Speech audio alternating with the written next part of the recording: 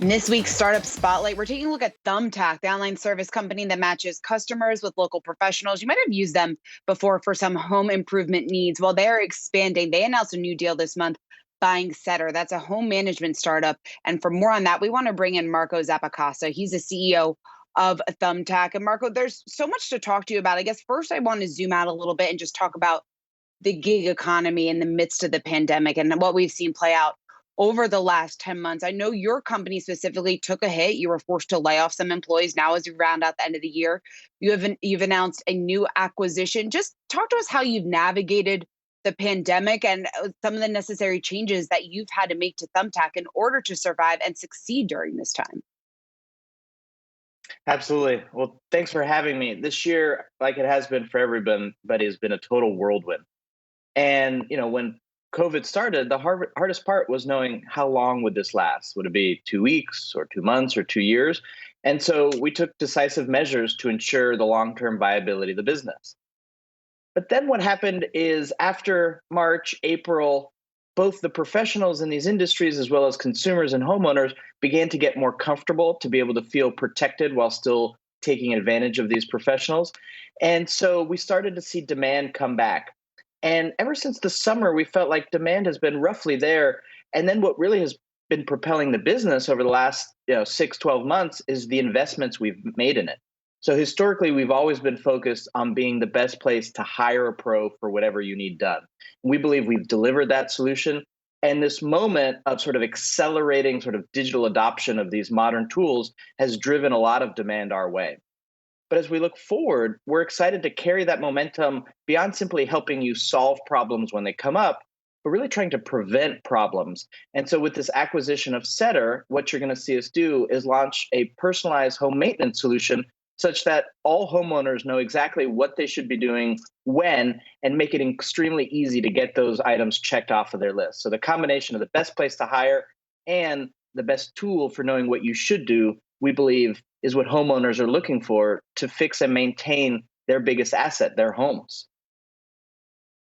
So Marco, I want to ask a little bit more about that acquisition that you announced again of Setter. So it's going to offer home management, as you mentioned, but who is the target demo for that particular business? Is it people that are living in their homes permanently, or is it maybe even for people that are short-term renting out their homes to Airbnbers? Is this like a gig economy corner of the gig economy from that respect?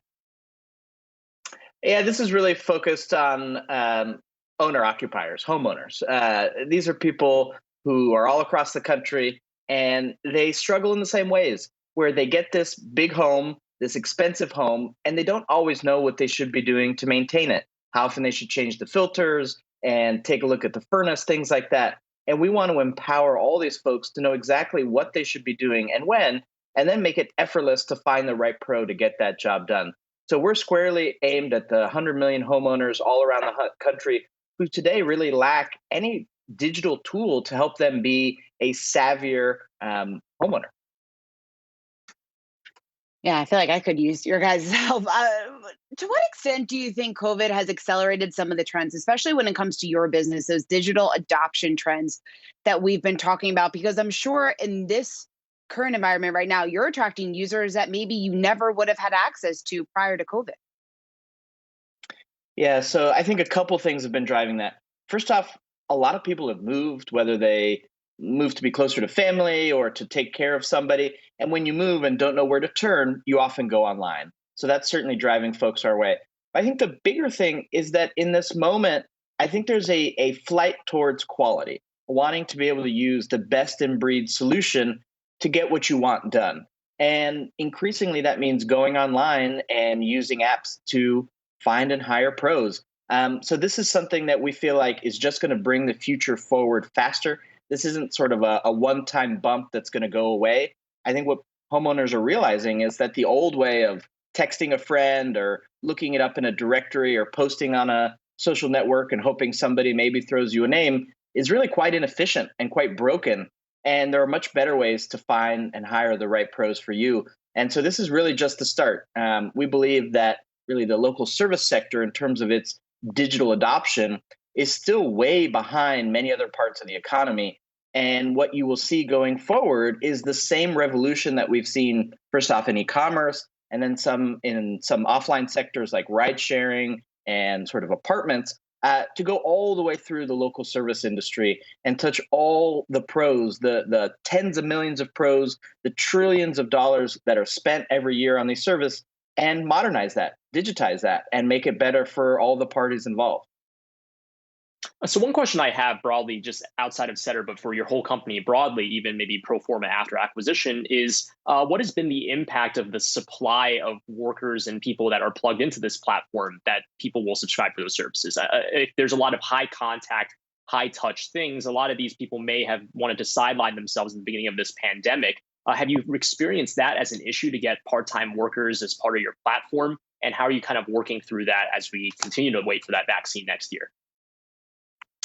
Yeah, so there was absolutely a pause in Q2 in April and May of last year where a lot of pros were just worried for their own safety and the safety of their employees. But after a month or two, I think people realized, hey, this is going to last a long time, and we certainly just can't sit on the sidelines. And more importantly, I think there are ways now to keep us safe and to keep our customers safe. So beginning really about June and into the summer, you saw pros really get a handle on how to operate in this environment. And I'd argue, just like there's been a flight to quality on the homeowner side towards the best in breed solution, you've seen the same thing on the small business front. Now more than ever, pros recognize they need to be discoverable online, bookable online, to be able to handle things sort of asynchronously and remotely. These are things where digital tools really excel. And so we've seen actually a boost of adoption on all sides of our marketplace, which we think is really a validation of the investments that we've made, the service that we've created as being really best in breed in the entire industry.